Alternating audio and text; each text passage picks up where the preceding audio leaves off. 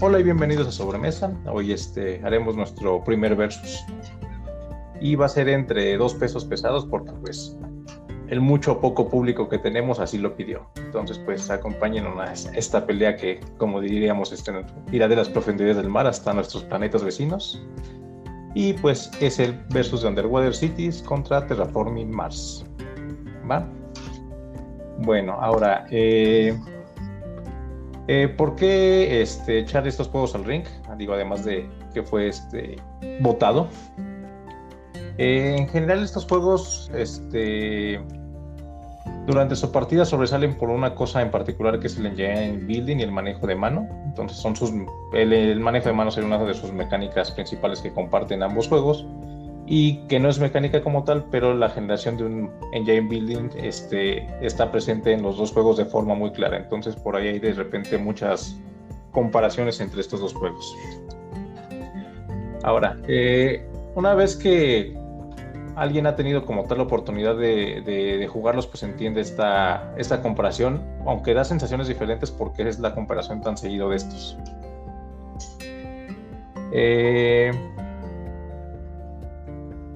Ahora vamos a intentar o decir el por qué hace que cada uno, aún siendo bastante diferente, es por qué te puede gustar más uno o por qué otro, ¿no? Básicamente vamos a dar cuenta de cuál es la cuestión de por qué tendríamos que escoger solamente uno sin dudar si nos ponen los dos en la mesa, ¿no? Así de, ok, están estos dos juegos, ¿cuál escogerías sin dudar? Pues aquí vamos a cada quien con sus posturas defender lo que digamos sería el juego que hay que elegir, ¿no? Uh-huh. Y pues de esto será... Vas. Supongamos que nada más tienen dinero para comprar uno, les vamos a dar las razones del por qué elegiríamos uno y otro. Quería agregar que también creo que otra razón para enfrentarlas fue,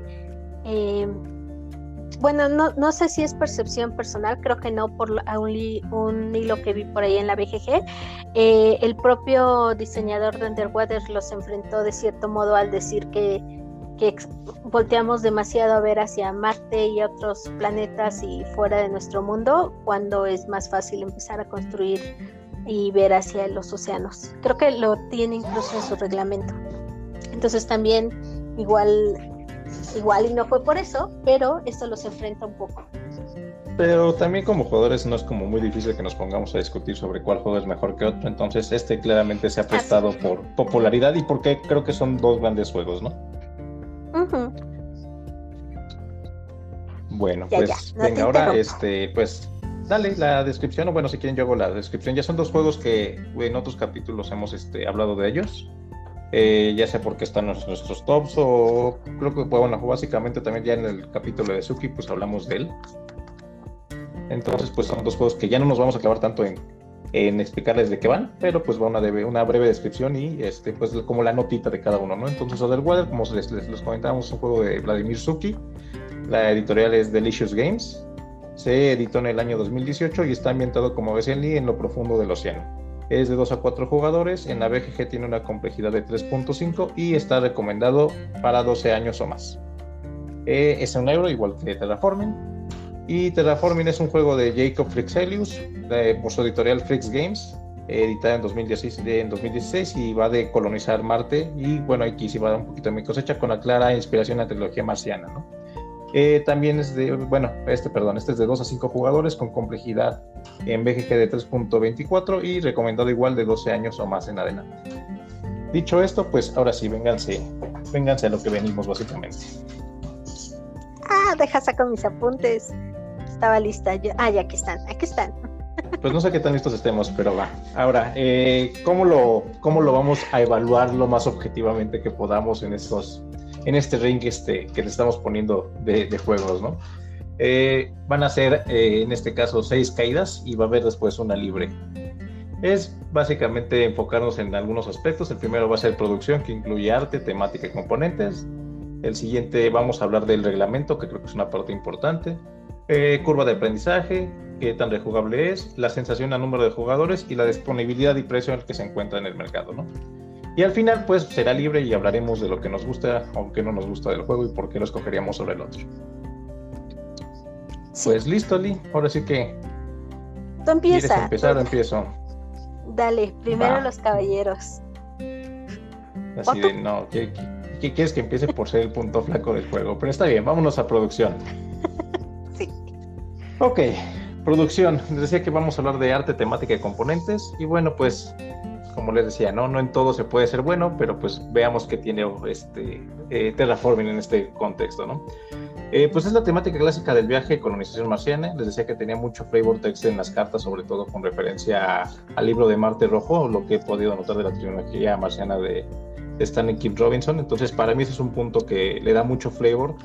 Y si ya lo leíste, te vas a encontrar, ya en algún momento os comentaba, te vas a encontrar cartas de proyectos que son básicamente proyectos que te encontrarás en el libro de una u otra forma. Por ahí está el ascensor, la lanzadera espacial, las algas, los zeppelins. Entonces te vas a encontrar muchas cartas que hacen referencia a ciertos eventos que narran en el libro, ¿no? Eso para mí pues, es un puntito extra en cuanto a flavor. Por otro lado también, digo, el arte es lo que le falla, pero bueno, tampoco es que le haga mucha falta en este sentido. Es un juego que se enfoca mucho en la mecánica, pero creo que como tal lo que son los tableros, el tablero principal es un tablero que es decente, podríamos decirlo, en cuanto a componentes. Se ve bien cuando está llenito. Sería lo que digamos que es un término decente. Y pues, justo eso, salvo los cubitos y el tablero personal, creo que lo podemos definir como que es un juego que está decente en componentes, ¿no? Y pues sí, ahí sí no hay mucho que decir de Terraforming. Pues sí, no hay mucho que decir. Digamos que no es su fuerte. Ahora, yo voy a hablar por Underwater. Voy a empezar diciendo que nada más por respeto a ellos, quisiera mencionar al ilustrador, que es Milan Babron. No estoy segura si lo pronuncio correctamente. El diseño gráfico es de Radek Boksan, que es la agencia, y la producción de Katerina Sucha. Otra vez, no sé si los pronuncio bien. No hablo igual ni bien Suki es la esposa. Bien. La señora de Suki. Pues, primer aspecto, creo que pese a tener diferentes casas editoriales o diferentes producciones, se ha respetado mucho el diseño original de Delicious Game. ¿Por qué? Porque funciona. Otras editoriales fuertes que la han tenido son Arrakis y Río Grande. Arrakis, bueno, ya sabemos en la versión en español, y ha sido en general muy consistente. Ha sido consistente hasta con los errores, que lo voy a dejar al final, que si los tiene, creo que es más bien para el siguiente apartado, que es reglamento, pero voy a empezar con la producción en general. El arte es un arte orientado a las profundidades del océano, es bueno, tiene buena textura, es claro, la simbología es bastante clara, pese a que tiene problemas con los textos. Los textos creo que fueron el problema ahí en el tema de las reglas, pero la simbología es suficientemente clara para que se entienda.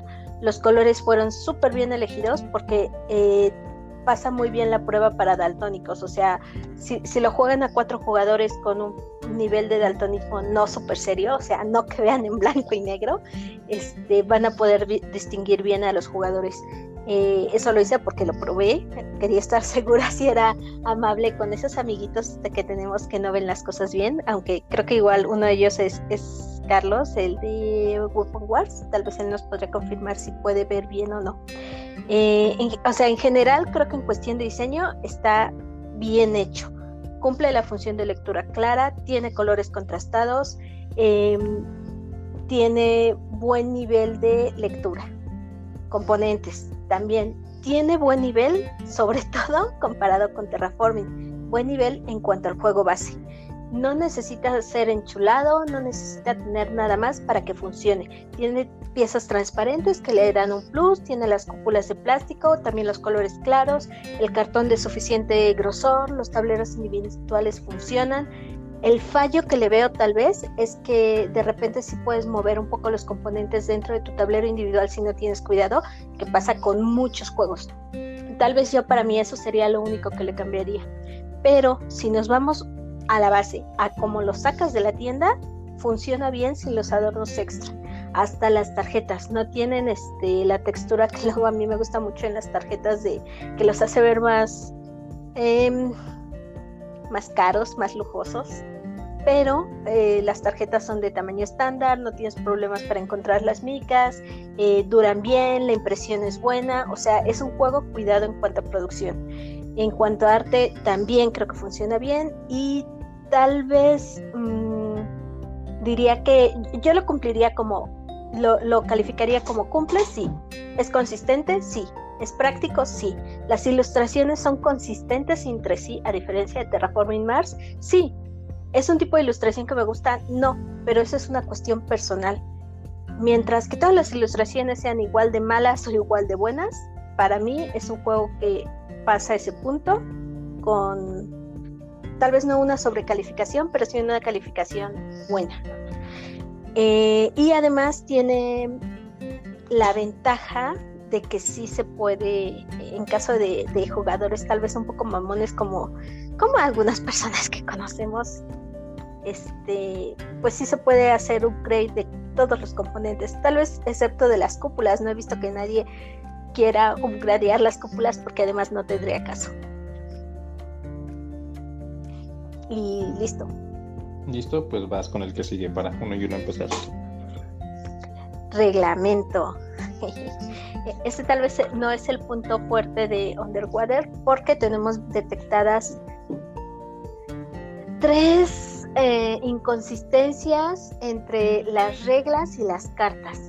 ¿Cuáles son las inconsistencias? La carta 14 o el OPS que le llaman, la carta de generación de recursos contra construcción y no recuerdo la tercera, pero el punto es que hay no solo una, sino 3 veces que se han notado errores y que pueden afectar en juego, pero no quita de que, como lo mencionamos en el capítulo de Suki, se pongan de acuerdo sobre cómo lo van a jugar y ya. Fuera de ahí, yo considero que el reglamento es fácil de leer. Me gusta que tiene la intro del flavor text inicial que te dice, esta es la temática y este es el juego y esta es tu misión, y que eso se agradece para cierto tipo de jugadores a los que sí nos gusta que nos adentren en el juego. Y tiene muy bonita la explicación de cuáles son los componentes.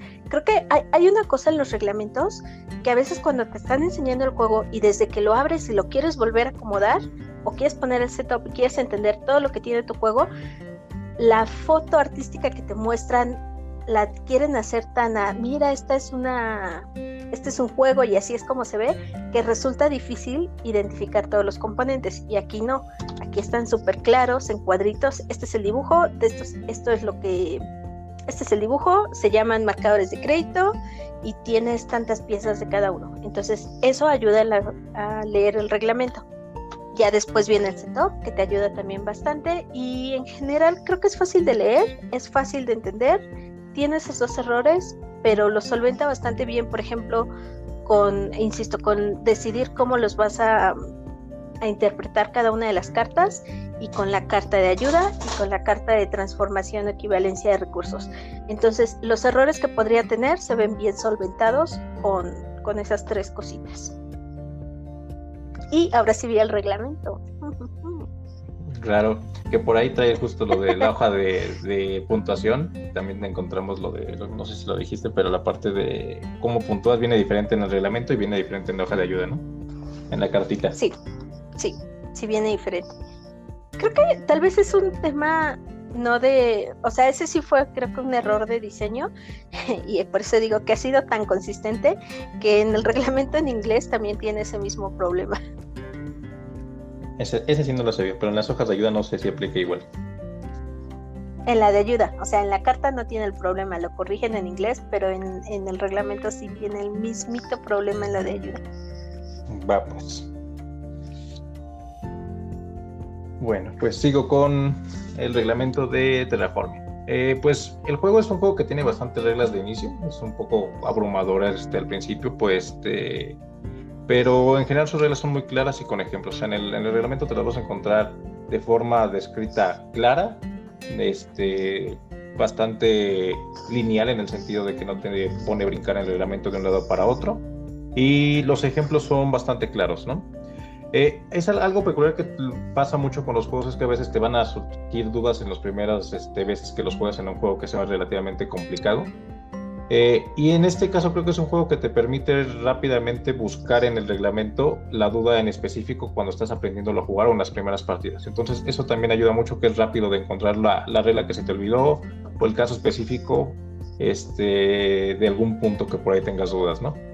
Ahora, también algo que a mí me ha funcionado muchísimo y que es algo que me gusta mucho del juego es que no tienes que, una vez que ya lo jugaste, no tienes que irte al reglamento para siquiera explicarlo. O sea, como resumen, trae unas cartitas, trae 4 cartas como tal, bueno, 2 cartas de frente y de atrás, que va del 1 al 4, y que en ese sentido lo que trae es que trae como que los pasos básicos del juego, más o menos las reglas como en resumen ahí bien explicadito. Entonces yo usualmente es algo que me gusta mucho porque te sirve para explicar el juego. No necesitas ni sacar el reglamento, con esas 4 reglas nada más las muestras, a los jugadores iniciales se las puedes dar y les sirve de resumen básico durante toda la partida, y a ti te sirve como resumen para explicarles el juego, porque sí, como les decía, no es un juego, creo que no es un juego complejo, pero sí tiene muchas reglas que al principio pueden parecer abrumadoras, ¿no? Entonces ahí les explicas las reglas, viene el flujo de todo lo que puedes hacer de tus acciones, las diferentes acotaciones que deberías de hacer también cuando colocas los zetas, etcétera, y acabando el juego también ahí viene justo la parte de cómo se puntúa y en qué orden, ¿no? Entonces yo usualmente agarro mi cartita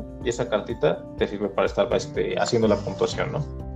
Ahora, además de que, bueno, pues creo que en general son muy, muy buenas reglas. No he tenido problemas con esas reglas en general, pero además hay algo que, como ahora sí que agregando lo del favor text, que ya también lo había dicho, en inglés, los ejemplos de los jugadores vienen con los nombres como del autor de la trilogía marciana, ¿no? Entonces es algo que ya les había comentado, pero es algo que también me agrada mucho en las reglas, ¿no? Entonces creo que en ese tema de reglas es muy claro y no tiene algún tema ahí como que le brinquen. Vámonos con la curva de aprendizaje. Va, ¿me sigo? Adelante, sí.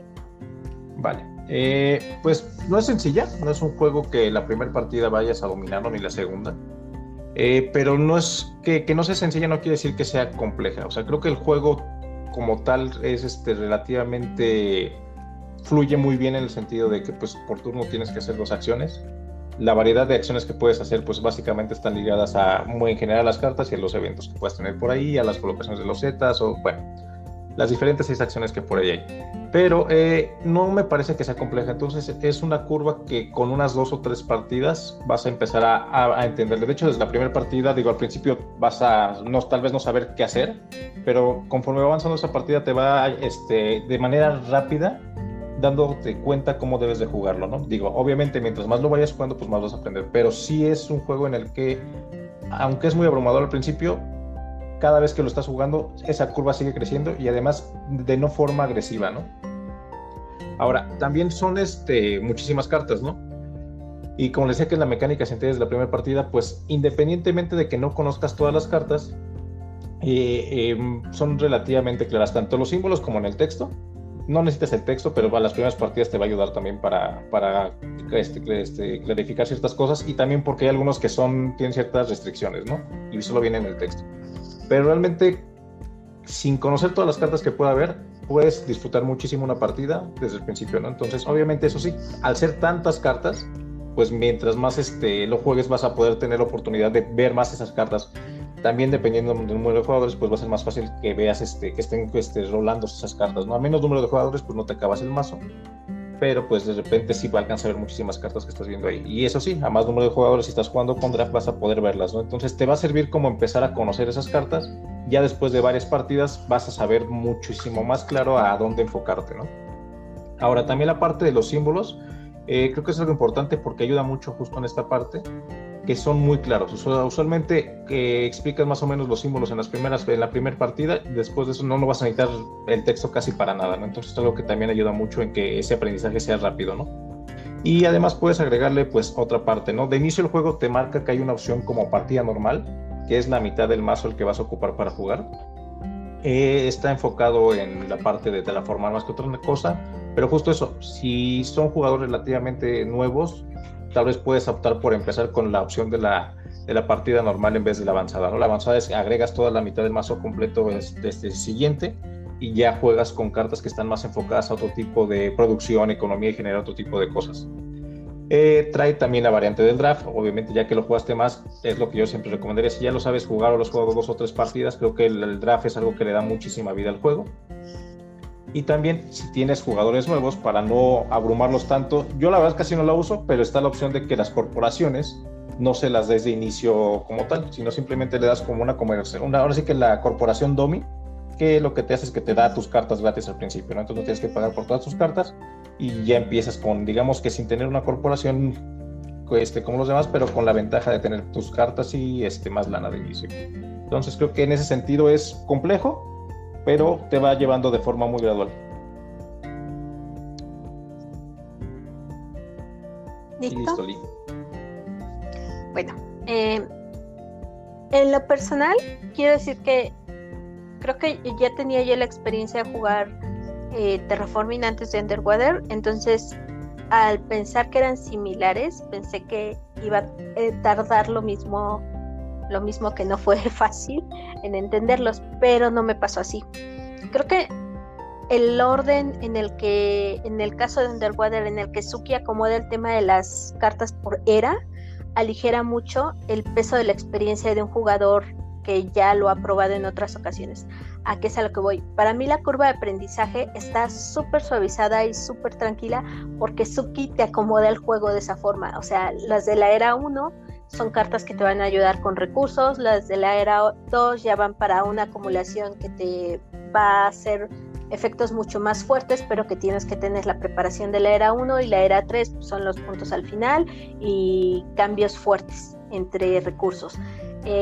¿A qué voy con eso? Aquí no necesitas o no dependes del desastre de tener que aprender todo un mazo o como jugador nuevo tampoco tienes que entrarle con tanto miedo con un jugador experimentado, porque el juego te aligera mucho esas dos desventajas.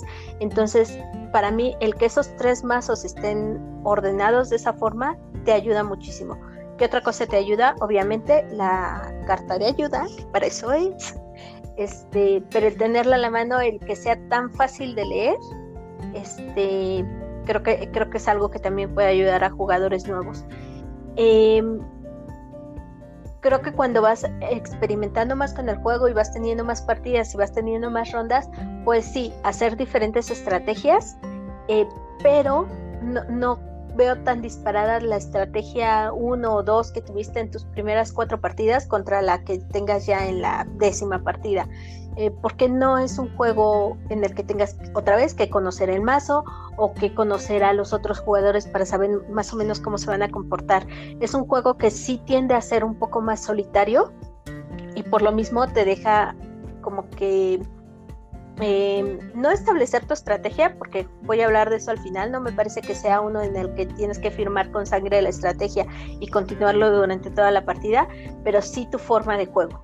Entonces, para mí la curva de aprendizaje es súper suave. Lo que te cuesta al principio es tal vez entender las reglas iniciales, pero tampoco tienes que volver a ellas mucho y avanzas constante y avanzas bien y avanzas con facilidad, y porque el juego está hecho para que, aun cuando no lo hayas entendido del todo, te obliga a avanzar con ese ritmo. Primero estableces las bases de los recursos a futuro, luego empiezas a convertir y al final ya te irás hacia puntos.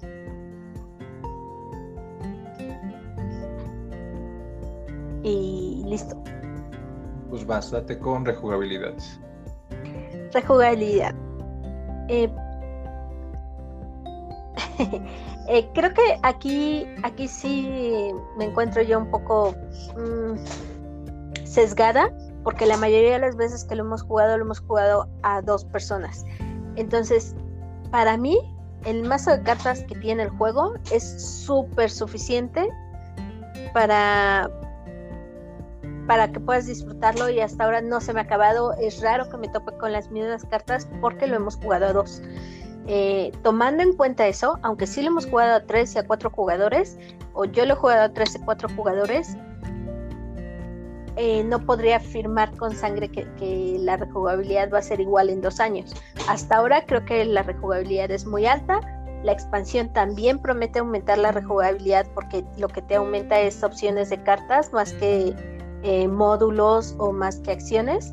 Entonces está enfocado a eso, a que no sea un juego del que te aburras tan fácilmente. Y ¿lista? Listo. Va, rejugabilidad. Yo creo que Terraforming como tal tiene muchísima, contando solamente de inicio las corporaciones base. El hecho de que empieces con una corporación, cada juego que te va a hacer que juegues un poquito diferente, o te tengas que enfocar en tu corporación para que puedas sacarle provecho a final de cuentas.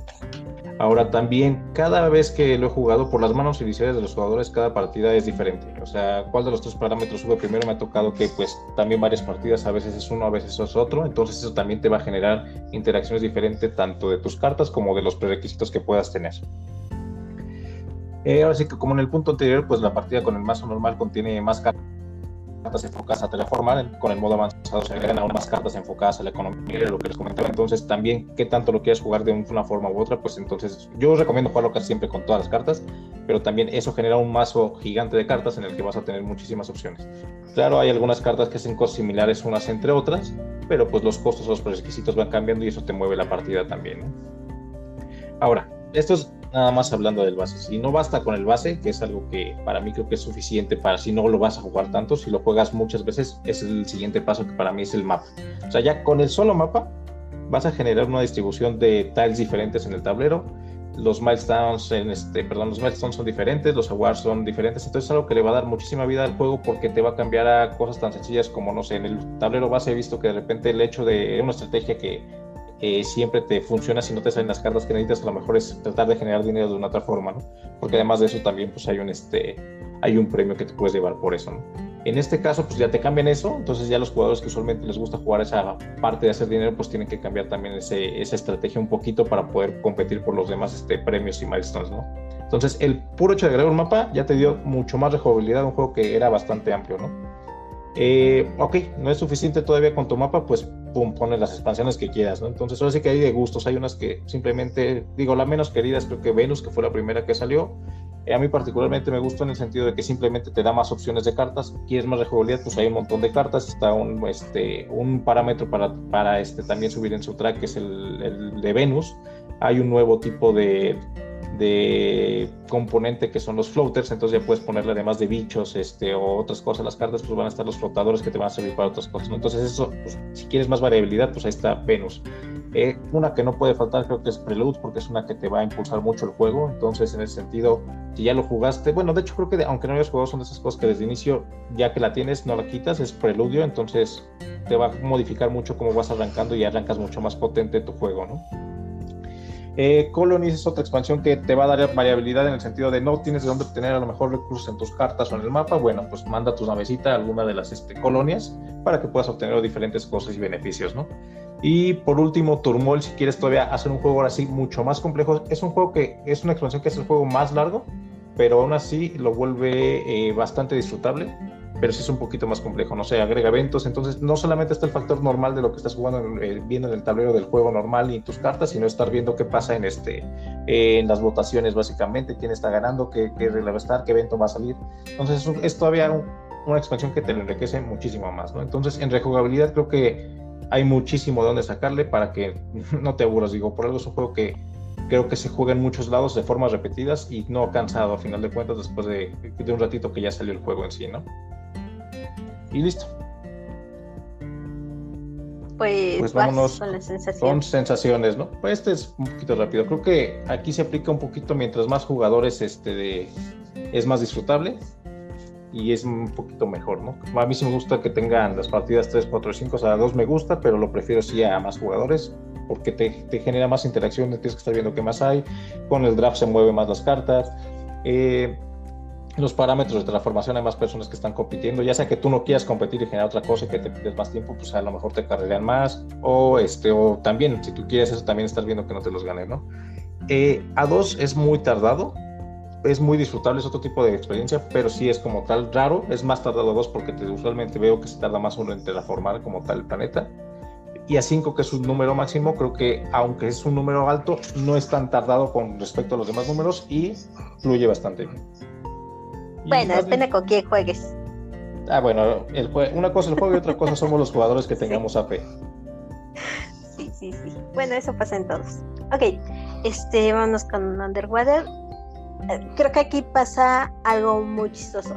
Hay los juegos euro de colocación de trabajadores, que es una mecánica pues, fuerte en euros, tienden a poder alargarse mucho, justo por el número de jugadores. Y hay pocos euros buenos me refiero, bueno, no buenos, voy a decir un poco más pesaditos, o hay pocos juegos A2 que sean euro, que funcionen bien. Por ejemplo, Fields of Arle. Underwater crea la sensación de que estás jugando un juego pensado para dos, porque está muy bien hecho para dos jugadores, pero funciona bien a tres. A lo que voy es que eso para mí lo hace muy flexible. O sea, lo puedes jugar bien, súper bien a dos, como si fuera hecho un juego para dos personas, y lo puedes escalar a tres sin ningún problema. Sobre todo creo que por lo que vi de algunas partidas, o sea, ya cuando agregas la parte de los contratos, el estarlo jugando a tres y estarse ganando los contratos también le puede añadir esa interacción que a lo mejor no tiene tan marcada el juego como lo podría ser con Terraforming. Tal vez el problema es con el cuarto jugador, porque si el cuarto jugador no se apura en obtener el primer lugar, pues le va a estar tocando constantemente presionar al gobierno para no estar sufriendo por recursos. Y eso puede ser un poco frustrante para el cuarto jugador, insisto, pero solo si no se apura a cambiar de lugar. La verdad es que creo que funciona bien a 4, no es mi número favorito, pero me parece mucho más valioso que sea un muy buen juego para 2 personas y un buen juego para 3 personas. Y vamos con disponibilidad. Dale. Sí, disponibilidad de precio. Ok, disponibilidad, justo ahorita no hay mucha.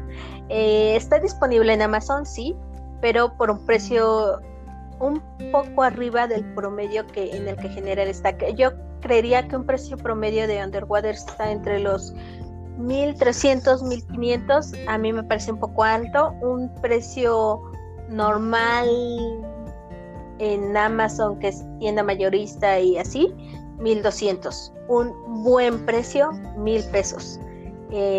Pero sí, lo normal son entre 1,300, 1,500 pesos mexicanos. Y les digo, en disponibilidad, creo que pasa algo raro, que siento un poco como que es por épocas, porque de repente no se encuentra tan fácil. Yo lo estuve buscando como hacia principios del año pasado y no lo encontraba. Y luego hacia principios de este año, bueno, también es que no había salido, ¿verdad? Pero de repente ya vi que otra vez lo tenían en Orcs, y de repente vi que ya lo tenían en Ravens, y fue así de, pues que no, se supone que este juego no estaba tan fácil de conseguir. Creo que la que no es tan fácil de conseguir es la expansión, pero el juego base, yo diría que es una disponibilidad media, como que aparece y desaparece.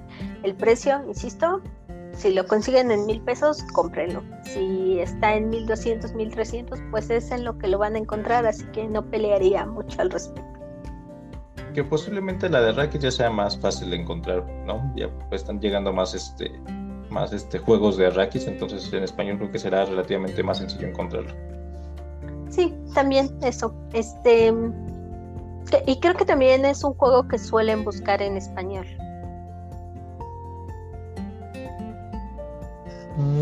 Sí, aunque tiene sus erratas, pero bueno.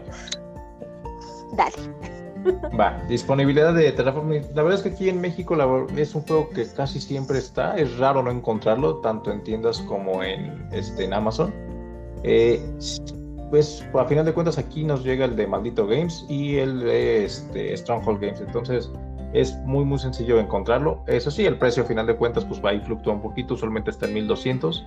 Y pues en español sí llega a subir, no sé, casi hasta los 2,000 pesos por ahí, ¿no? O sea, de 1,500 para arriba. Sí es un juego que en español se me hace caro, pero ayuda mucho que las cartas estén en español cuando lo están aprendiendo, porque pues obviamente los símbolos sí te ayudan, pero las primeras partidas a lo mejor te pasa algo como en un Race for the Galaxy o un Roll for the Galaxy, que son muchos símbolos y te pueden abrumar.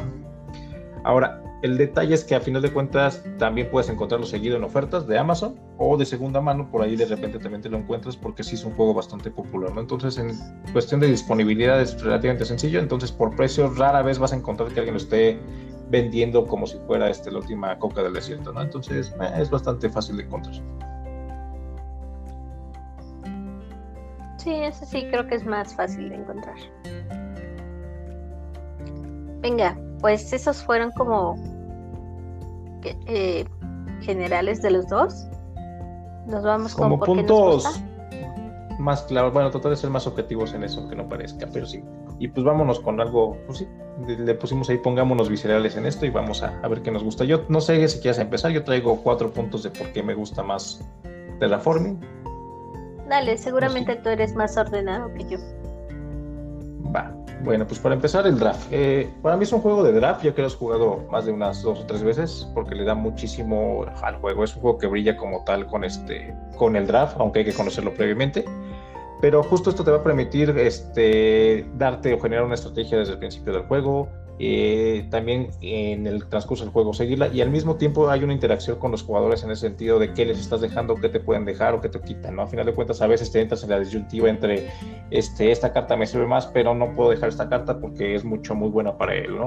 O justo eso empiezas a hacer un poquito de la interacción desde, bueno, le puedo dejar esta carta a él, pero no creo que se la deje llegar al siguiente jugador, ¿no? Entonces creo que el draft es uno de los puntos más importantes que a mí me gustan muchísimo del juego y que, por ejemplo, pues como tal, no hay forma de tenerlo en Underwater, ¿no? ¿Me sigo con los 4, Lee? Sí, síguete con los 4. Va, manejo de mano. Ahora, aquí es mucho de gustos, pero justo algo que a mí, y de las cosas que porque más prefiero es justo a Terraforming es por el manejo de mano, ¿no? O sea, puedes intentar hacer o planear como tú quieras, tú la puedes regar, pero pues a final de cuentas no tienes un límite de mano, no estás obligado a tirar cartas en ese sentido. Entonces tú puedes tratar de acomodar tu mano como quieras, ¿no? Entonces la decisión de dejar pasar una carta, pues que te sirva mucho, pues ahorita a lo mejor no te sirve, pero después sí, ya es totalmente tuya, ¿no? Esto obviamente sabiendo que dependiendo de qué tan rápida va la partida, pues puede ser que la termines usando o no, tanto por el tiempo como por los prerequisitos. Entonces a veces es esa parte también de que te permite estar haciendo un poquito de push your luck en quedarte o no quedarte cartas para ver si la puedes jugar o no. Entonces ahí ves que te puede salir una carta muy fuerte para puntuar, pero te sale al principio. Entonces esa decisión de, ¿sabes qué? Me la voy a quedar y intento bajarla, aunque es a final de cuentas al inicio sacrificar dinero. Entonces esa decisión de, ¿sabes qué? Mejor la tiro porque ahorita lo más importante es empezar a producir tal cosa, ¿no? Entonces el manejo de mano también es lo que a mí me gusta muchísimo más en Terraform. Ahora, algo que no he visto en casi ningún juego es esta parte de que usualmente en los juegos pues tienes tu turno, haces tu turno y tus acciones, ¿no? Aquí la parte que está muy marcada es que tienes 2 acciones por turnos. Es algo que a lo mejor parece trivial, pero pues siento que le agregan muchísima interacción al juego. El hecho de tener esas 2 acciones y que únicamente cuando estás en tu turno estás obligado a hacer una, pues te da a veces mucho timing en cómo están jugando los demás jugadores, ¿no? En las peleas por los awards, los milestones, los bonus, en estar esperando a lo mejor que tú mismo o alguien más pueda subir o no un elemento, entonces, o tú no subirle algo y dejarle algo muy claro. Entonces, ese timing que está, se me hace que, aunque es un euro en el que tú estás jugando tu juego, sí estás muy atento de lo que tienen los demás, ¿no?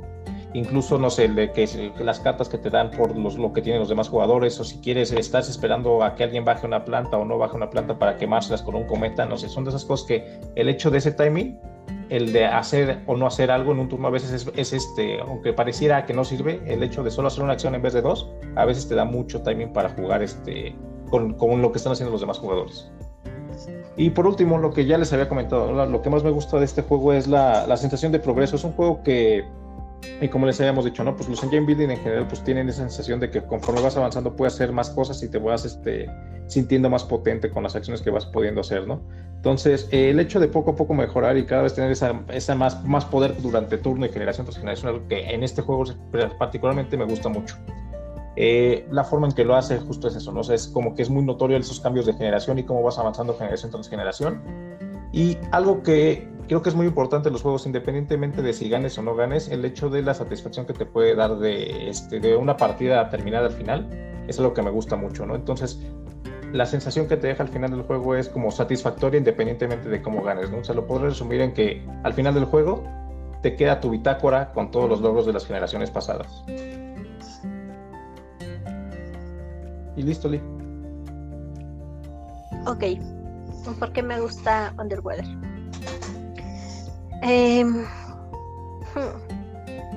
Creo que es un juego donde no te sientes tan agobiado por el espacio de colocación de los trabajadores, cosa que pasa en muchos otros juegos euro y que a veces precisamente por este agobio terminas por perder el objetivo o perder la estrategia que estás haciendo y no siento que pase tanto en Underwater. Sí es igual que Terraforming, un engine, pero creo que aquí lo disfrutable o el giro que tiene es que no solo haces engine con las cartas que ya vas logrando tener y vas acumulando y que van a ser tus cartas de acciones que se desencadenan en determinadas combinaciones o en determinadas condiciones. Por ejemplo, que si creas una tubería de agua en este turno, puedes crear una más gratis o así. O sea, ese sería el engine y el mismo engine que tiene Terraforming.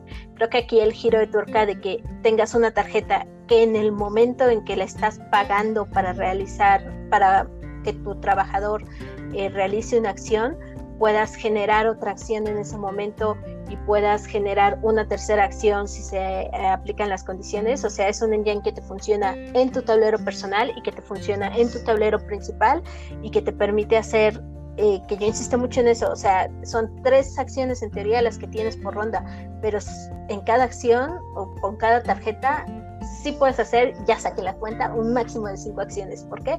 Porque es la acción de la tarjeta, la acción del lugar, la acción de la condición si es que hay una acción de la condición y bajar una tarjeta extra si es que lo permite en el caso de las tarjetas con ese. Entonces puedes hacer hasta 5 acciones. Entonces para mí ese es el giro de tuerca que tiene y me parece súper interesante porque si bien no te deja hacer una acumulación de tarjetas y que tengas las 12 o las 13 o las 14, te obliga a ser sumamente creativo con las 3 que tienes en la mano y con las 5 que puedes tener o las 6 o las 7 si es que sigues jalando más cartas. Bueno, 7 tal vez ya es exagerado, pero las cartas que puedes tener, o sea, aunque al final te descartes de ellas, sí puedes estar jalando, sí puedes tener opciones para seleccionar qué te conviene hacer y te obliga a ser muy creativo con ese límite. Para mí eso lo vuelve un juego apropiado para jugadores flexibles en cuanto a su estrategia. Es un juego que te permite estarte adaptando y que te reta estarte adaptando. Sí hay una presión por lo de las eras, pero creo que, por ejemplo, un jugador que sea naturalmente acumulador o de estrategia directa tiene que demostrar su fuerza en estrategia directa preparándose para la etapa de producción por eras. En el caso de Terraforming Mars creo que es algo manipulable por los jugadores. ¿A qué me refiero? No solo Terraforming Mars, muchos otros juegos saben que si en determinado momento te tienes que llegar a una producción o deshacer de cartas o alimentar a tus trabajadores o lo que sea, y eso lo puedes manipular diciendo, voy a mover más la temperatura o incluso haciéndole a la mala y diciéndole, a ver, no, en este turno ya nadie compre nada porque se va a acabar el juego.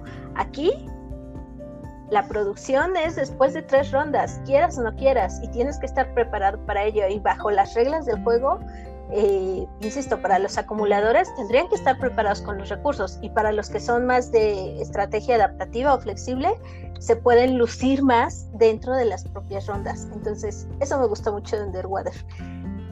Creo que en Underwater las acciones deben de ser inversiones y acciones. Y eso es súper disfrutable. Tú mencionas, por ejemplo, la satisfacción que te deja al final de la partida. Para mí es como que una satisfacción partidita en cada una de las rondas porque es, tengo que tirar esta carta, no, voy a encontrar la forma de no desperdiciarla y ocuparla para hacer 2 o 3 cosas a la vez y está bien chido. Y es de esos juegos en los que ya al final, ya cuando llegan los puntos, o sea, yo siento que la mayoría de los puntos, o he visto que es más común que la mayoría de los puntos se hagan en las 2 últimas rondas o en la última con las cartas que te dan los bonus al final del juego, y es así de, no manches, iban 30 y tantos, pero ya subí al 80 y tantos, ¿por qué? Porque así estaba pensado desde la era 1, porque toda esta combinación te sube, o sea, puedes estar como dudoso de cómo jugaste o así, y te sube, y todos los jugadores suben. Habría que sí de plano no estarle poniendo nada de atención al juego para no subir, o sea, tal vez no sube lo suficiente para alcanzar al que va en primer lugar, pero de que subes y de que hay un refuerzo positivo por haber subido, o sea, de que no sientes que jugaste y la cagaste y todo lo hiciste mal, creo que lo hay. Entonces, eso me gusta mucho. Creo que además, yo me quedé pensando mucho en, o sea, ¿por qué compraría este juego y por qué no lo compraría? O sea, me puse a pensar, bueno, vamos a encontrarle algo malo. En primera, por si Ramsés me dice algo malo. Y en segunda, porque pues vamos a tratar de ser objetivos. creo que tal vez un defecto que pueda tener es que peca de solitario. Y peca de solitario, sí.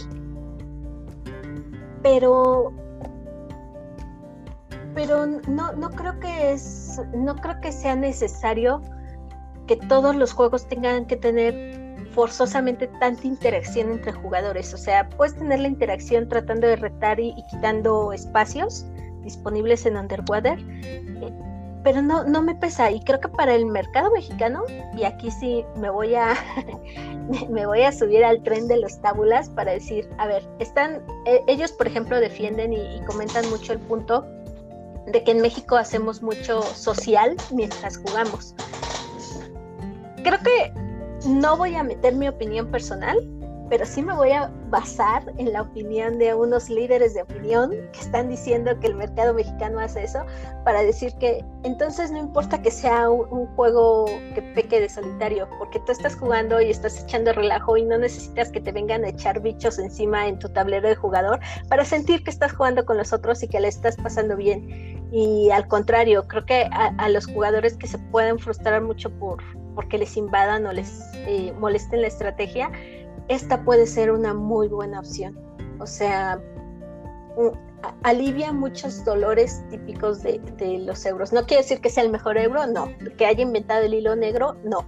Pero creo que su combinación de mecánicas y su combinación de las eras, que eso es algo que a mí me encanta y ya dije mucho ahorita, lo vuelve una muy, muy, muy buena opción. No es el primero en hacer gestión de cartas, tampoco lo fue Terraforming. Creo que Underwater supo aprovechar muy bien la fama y la venta que tuvo Terraforming para tomar a lo mejor una inspiración o lo mejor y decir, bueno, también se puede vender por aquí, también se puede impulsar por aquí, también se puede publicitar del mismo modo, porque sí, tienen un aire similar. Y pese a haber salido 2 años después, pues también ha ganado un buen número de premios, también se ha movido bien, subieron el nivel del arte respecto a sus, obviamente que eso tendría que ser en todos los juegos, pero respecto a sus prototipos, o sea, sí le metieron cariño en esos, creo que 4 años que tardaron en sacarlo, una cosa así. Habría que ver otra vez la entrevista con Suki. Entonces es un juego bonito, es un juego que ha sabido ganarse su lugar. Y creo que tenemos muchos audios. No sé si lo hice muy bien o muy mal o si los quiero oír. No muchos, pero ya se juntaron, así que dale. Le doy. Rano, Alec, Rano. Híjole, Li, estaba de acuerdo hasta este momento contigo porque yo sí siento que la tensión que hay por la competencia de los lugares en Underwater está cañona, porque varias veces nada más hay una única acción. De hecho, el caso de tomar las cartas especiales o creo que es la de activar las mismas cartas de acción, solamente hay uno de los espacios disponibles y siempre lo toman. Entonces sí hay mucha competencia por los lugares, lo puedes aligerar como dijiste con las cartas, pero yo sí siento que hay esa competencia. Inclusive hasta en partidas de 4 jugadores se siente todavía más, puesto que está activada la acción esta donde un jugador puede copiar cualquier acción que ya haya sido utilizada. Entonces yo sí siento que hay esa competencia por las acciones y es lo que me gusta porque siempre te roban la que quieres hacer. De las acciones, creo que sí también es una percepción personal, pero solo déjame corregirte que hay una por cada color, o sea, hay una en la zona amarilla, una en la roja y una en la específico creo que habla sobre cosas como algunas acciones, algunas acciones que sí se sienten como que si te las quitan, como la del especial, es como que ya no hay otro lugar a donde vayas. Bueno, sí, también puede ser la S, de ese sí solo hay, sí, creo que solo hay una. Y sí, también puede pecar ya en los 4 jugadores, totalmente de acuerdo. Y la de laboratorio también está. Hay una de laboratorio que dice, sobre la de que te permite cambiar las de laboratorio para hacer upgrades. Hay una que está muy poderosa, que obviamente entonces a veces sí es como de, ya no quiero ir a la otra, ¿no? Entonces creo que sí hay unas que son como más codiciadas que otras en el juego. La roja contra la amarilla.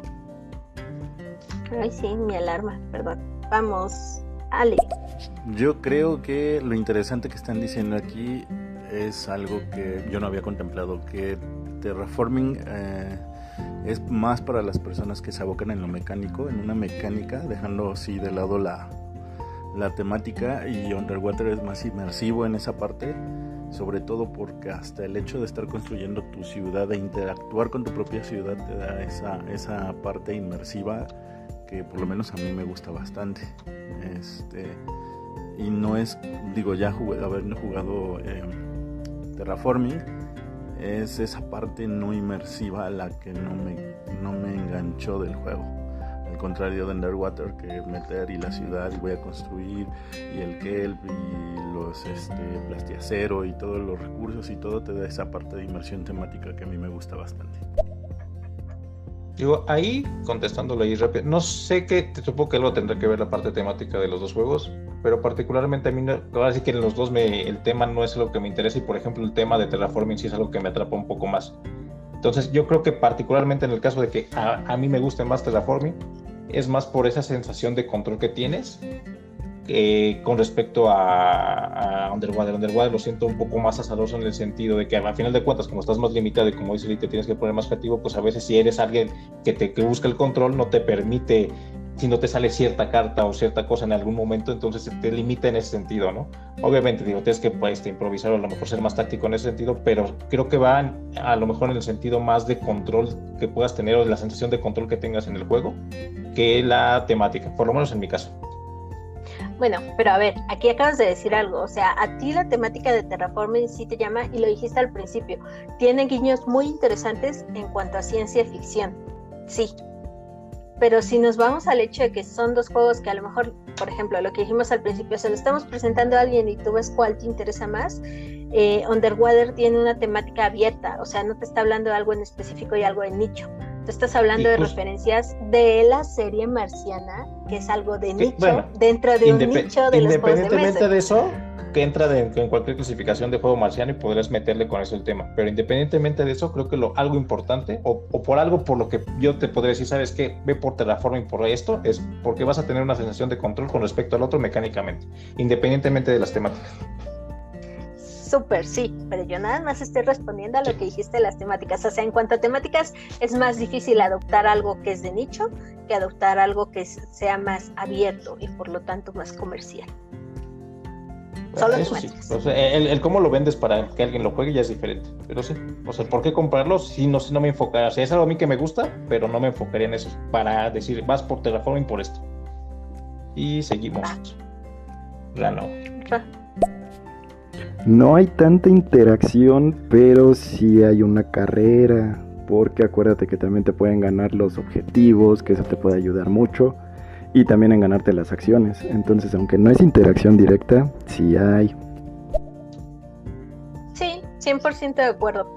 Tal vez también no me ha pasado tanto a mí, porque yo sí soy más del tipo de, bueno, voy a tener abierta la veladera 1, veladora 2, veladora 3. Pero sí, en eso tienes razón, o sea, sí la hay.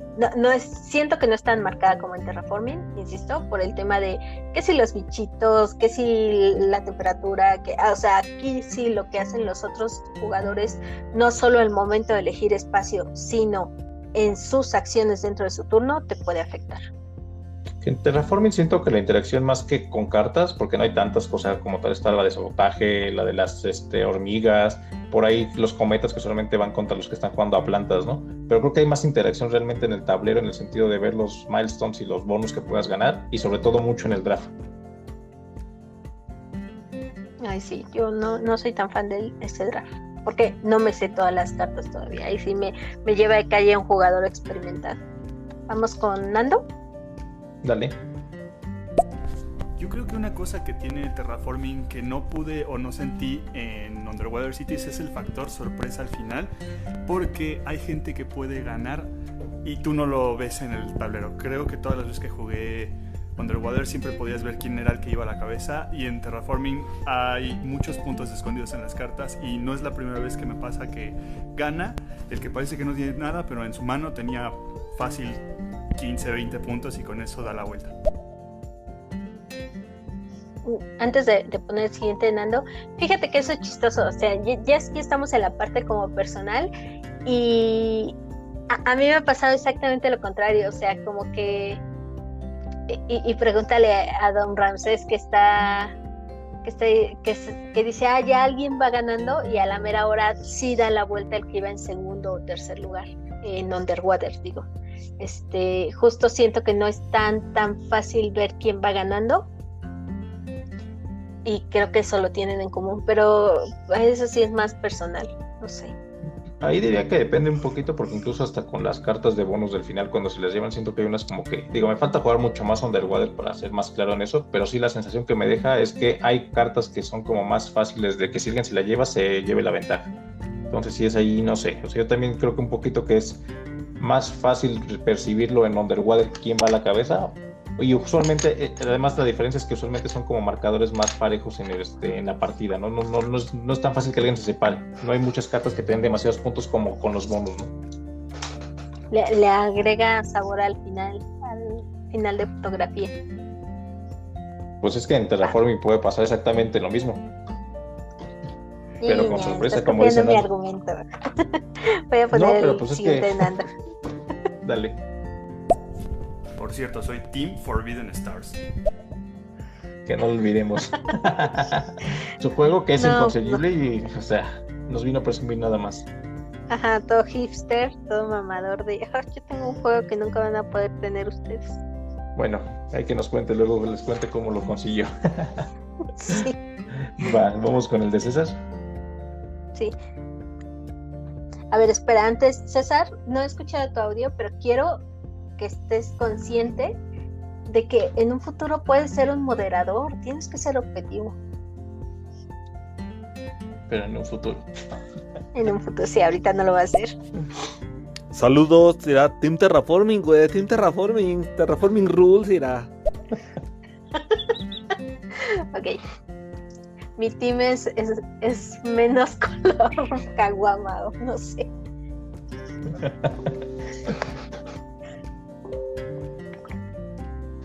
Y pues ya, creo que aquí son los que estén escuchando ahorita, o los que escuchan en un futuro, como acordamos, quien decide. Sí, ya, a final de cuentas ya les pusimos por qué nos gusta más uno sobre otro. Ahí sí, creo que ahí sin lugar a dudas cada quien su selección de qué juego lo tomaría es sin siquiera tener ahora sí que tantita duda, ¿no? Ahí sí somos muy claros de uno nos genera mejores sensaciones que el otro sin problemas. Pues a la verga y cómprense los dos. Los dos, ¿no? Ya lo resolví. No, ahí sí, ahí escojan ustedes, pero sí, son juegos que se sienten muy diferentes a pesar de tener similitudes mecánicas, ¿no? Sí, sí. Entonces eligen si las profundidades del océano o Tierra Roja. O Marte, Venus o por allá. Uh-huh. Y pues listo, sería todo. ¿Es todo? Pues eso parece. Bueno, esto fue todo por esta ocasión. Nos vemos, escuchamos, hasta la próxima sobremesa.